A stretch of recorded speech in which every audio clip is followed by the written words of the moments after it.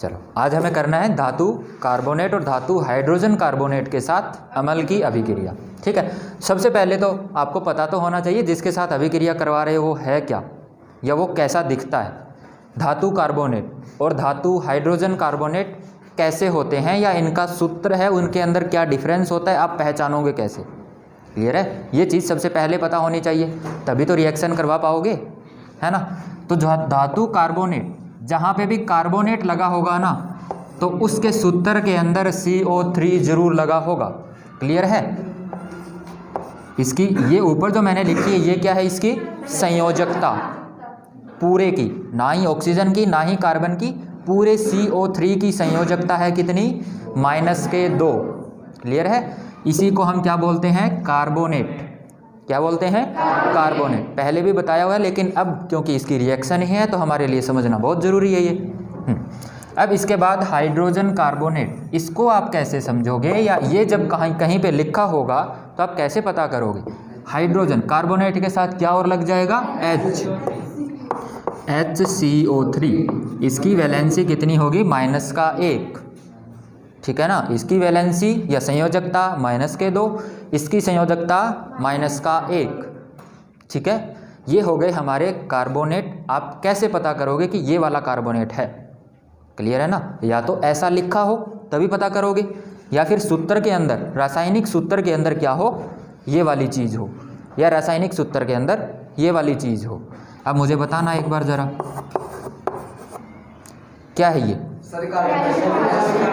धातु का कार्बोनेट है या धातु का हाइड्रोजन कार्बोनेट है या धातु का कार्बोनेट है। पक्का ये धातु ही है, कैल्शियम। अच्छा,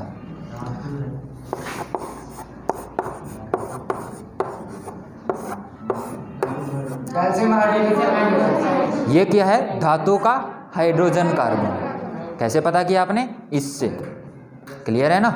अब इन्हीं की हमें अभिक्रिया करवानी है, किसके साथ, अमल के साथ। क्लियर है, चलो। तो अब आप धातु हाइड्रोजन कार्बोनेट और कार्बोनेट अच्छे से समझ गए हो। अब जब ये अमल के साथ अभिक्रिया करते हैं तो क्या बनाते हैं, तो धातु कार्बोनेट हो या धातु हाइड्रोजन कार्बोनेट हो,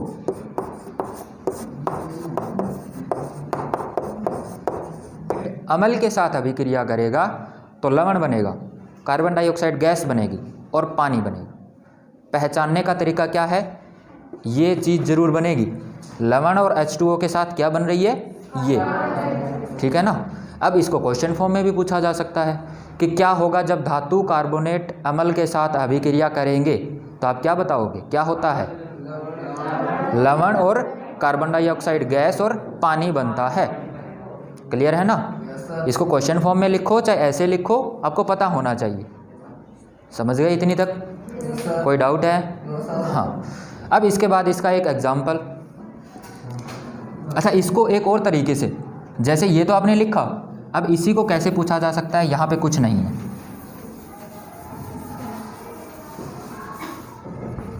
यहाँ पे है खाली जगह। ठीक है, आपको क्या पूछा जाएगा कि अमल के साथ किसकी अभिक्रिया करवाई जाए कि लवण बन जाए, CO2 बन जाए और H2O बन जाए। किसकी अभिक्रिया कराओगे, धातु कार्बोनेट। पक्का आपको क्या लेना पड़ेगा, धातु कार्बोनेट ही लेना पड़ेगा। क्लियर है ना, या फिर धातु हाइड्रोजन कार्बोनेट लेना पड़ेगा। क्लियर है, ये कान को पकड़ा गया, एक बार ऐसे और एक बार ऐसे। ठीक है, तो आपको दोनों तरीके से पता होना चाहिए। क्लियर है ना। अब इसका लिखते हैं हम क्या, एग्जाम्पल, कि ऐसा होता कहाँ पे है। तो सबसे पहले कोई धातु कार्बोनेट लेते हैं हम, सोडियम का लेते हैं, सोडियम कार्बोनेट लेते हैं। ये रहा सोडियम कार्बोनेट। अब एक चीज़ और, यहाँ पे 2 क्यों आया, ये CO3 तो आपको पता ही है, कार्बोनेट है। कैसे आया ये, एक बार के लिए देख लो, वैसे बहुत बार बता चुका हूँ।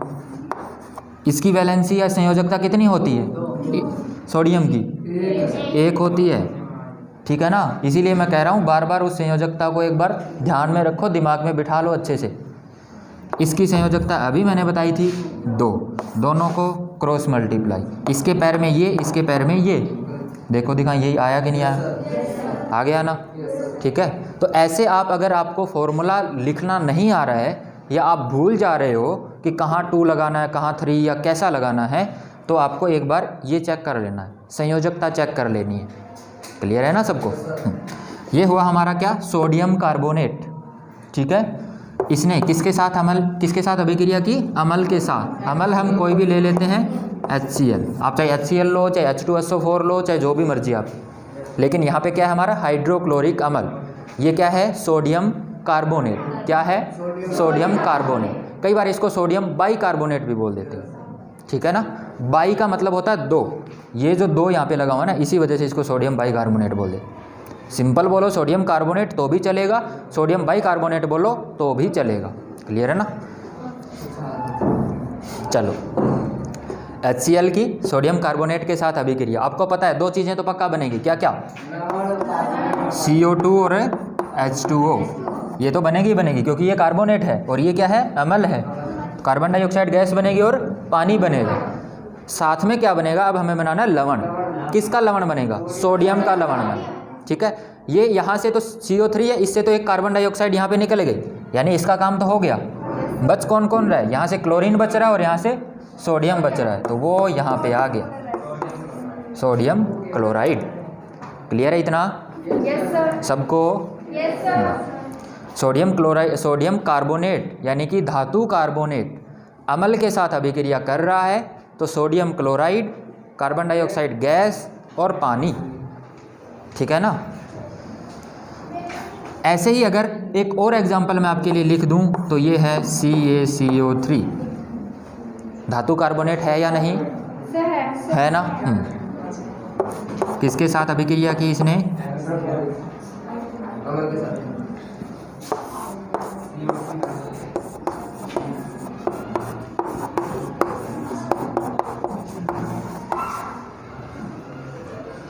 कैल्शियम क्लोराइड बना है यहाँ पे सोडियम क्लोराइड बना था। ये सोडियम का लवण है, ये कैल्शियम का लवण है। क्लियर है सबको? Yes sir. इनके नाम भी लिख सकते। अच्छा एक चीज़ और, यहाँ पे तो देखो इसके पैर में 2 आया है, यहाँ इसके पैर में कुछ नहीं आया है। पता कर सकते हो क्यों नहीं आया है? कैल्शियम की संयोजकता कितनी है? कार्बोनेट की संयोजकता कितनी है? क्रॉस मल्टीप्लाई कर दो, दोनों की संयोजकता बराबर है, कट गई, CaCO3 आ गया, ठीक है ना। और एक चीज़ और कि ये इतनी सारी चीज़ें मैं याद कैसे करूँगा? तो याद नहीं करनी है।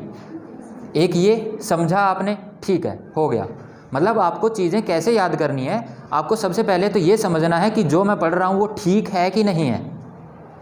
ये ठीक है, आपके फॉर्मूले से भी ठीक है, ये आपके फॉर्मूले से ठीक है, इतना तो समझो कम से कम, ठीक है ना। पहले ज़मीन तो तैयार करो जहाँ पे आपको अपनी बिल्डिंग बनानी है। क्लियर है ना? ये सारी चीज़ें एक बार में याद नहीं होंगी, ठीक है। आपको सिर्फ पहले ये समझना है कि ये आया कहाँ से, चांद से आया है कि नीचे से खोद के निकाला है कि यहीं अपने आसपास था। तो ये अपने आसपास ही था, ये भी अपने आसपास ही था।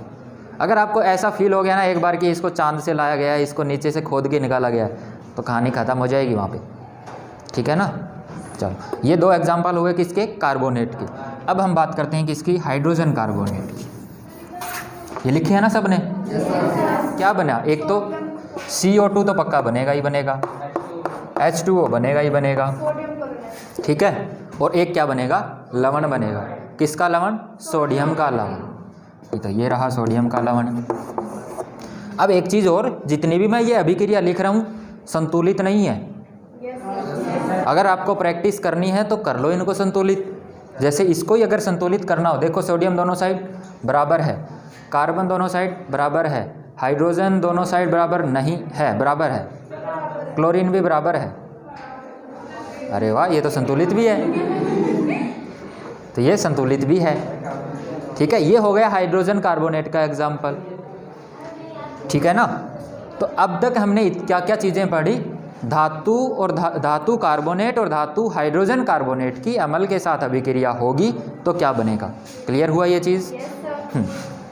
सिर्फ एक की आवाज़ आई, बाकी यस सर कहने के लिए यस सर कह रहे हैं, समझ आ गई इसलिए यस सर कह रहे हैं, समझ आ गया? ठीक है। अब फिर वही क्वेश्चन, क्या क्वेश्चन?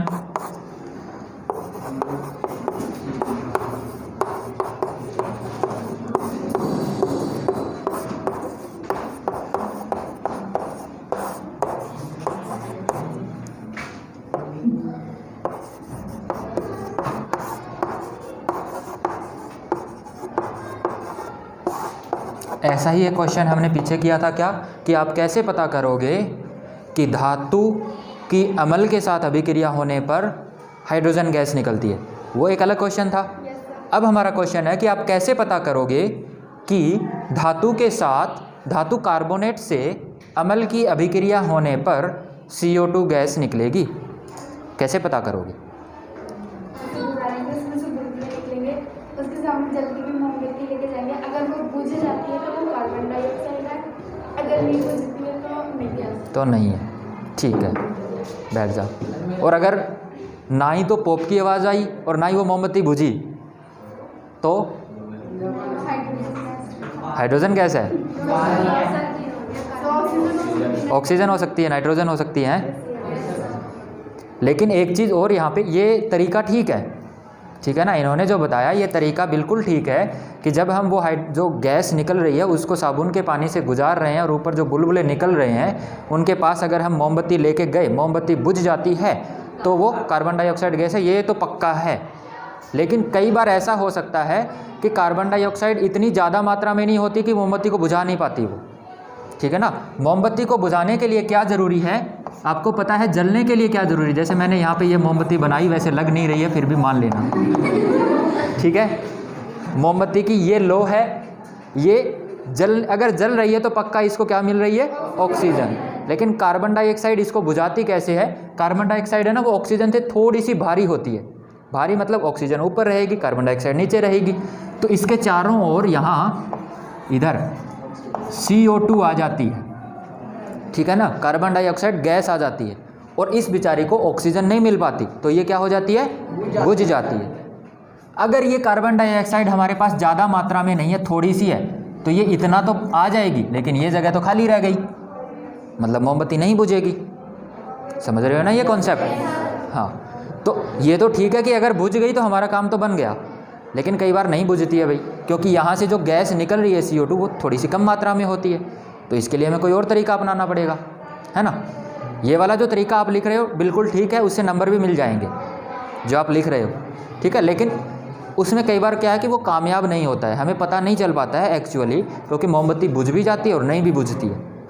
क्योंकि आपको पता है बहुत सारे ऐसे पदार्थ हैं जो जल्दी अभिक्रिया कर लेते हैं, वो ज़्यादा गैस बनाएंगे, जो जल्दी अभिक्रिया नहीं करेंगे वो कम गैस बनाएंगे, कम गैस से मोमबत्ती नहीं बुझेगी, तो हमें कोई और तरीका अपनाना पड़ेगा। तो इसके लिए एक और तरीका बनाया गया, वो बनाया गया चूने के पानी का, ठीक है ना। चूने का पानी एक पदार्थ के अंदर बीकर के अंदर मिलाया गया और उसके अंदर से ये CO2 गैस निकाली गई, ये वाली गैस, ठीक है। तो अगर उस चूने के पानी का रंग दूधिया हो जाता है, जैसा दूध होता है बिल्कुल वैसा हो जाएगा वो पानी, दूध जैसा, ऐसा अगर हो जाता है तो पक्का वो गैस कौन सी है, CO2। और अगर नहीं होता है तो वो गैस CO2 नहीं है। ये एक और अलग तरीका बनाया गया, किसके पहचानने के लिए, CO2 पहचानने के लिए। तो इसको लिख लो, जब निकलने वाली गैस को चूने के पानी से गुजारते हैं तो वह दूधिया रंग का हो जाता है, तो निकलने वाली गैस CO2 ही है, और अगर नहीं होती है तो CO2 नहीं है। इसकी अगर आपको रिएक्शन लिखनी हो तो ये है चूने का पानी, ठीक है ना। इसके अंदर से हमने जो गैस है वो गुजारी है, और गैस गुजारने से बन गया हमारे पास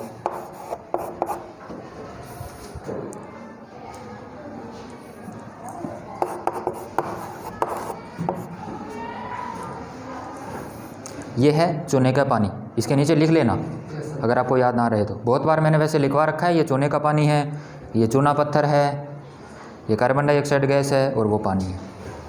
और आपको पता है चूना पत्थर कैसा होता है, सफ़ेद होता है कि नहीं? चूना पत्थर है वो सफ़ेद होता है। अगर चूना पत्थर आपको देखना हो तो ये रहा चौक या मार्बल जो आप देखते हो वाइट कलर का, सारे के सारे क्या है, चूना पत्थर, यानी कि कैल्शियम कार्बोनेट है। और कैल्शियम कार्बोनेट को एक और नाम भी हम दे सकते हैं, धातु कार्बोनेट, क्योंकि कैल्शियम क्या है, धातु है। तो यहाँ पे ये क्वेश्चन ख़त्म। यहाँ पे हमारा ये टॉपिक है जो कि धातु की कार्बोनेट और हाइड्रोजन कार्बोनेट के साथ अभिक्रिया कैसे होगी। अच्छा, इस क्वेश्चन के अंदर आप कैसे पता करोगे कि धातु कार्बोनेट से अम्ल की अभिक्रिया होने पर CO2 गैस निकलती है? इसको ऐसे भी पूछा जा सकता है, एक नया क्वेश्चन। ये लिख लिया सबने?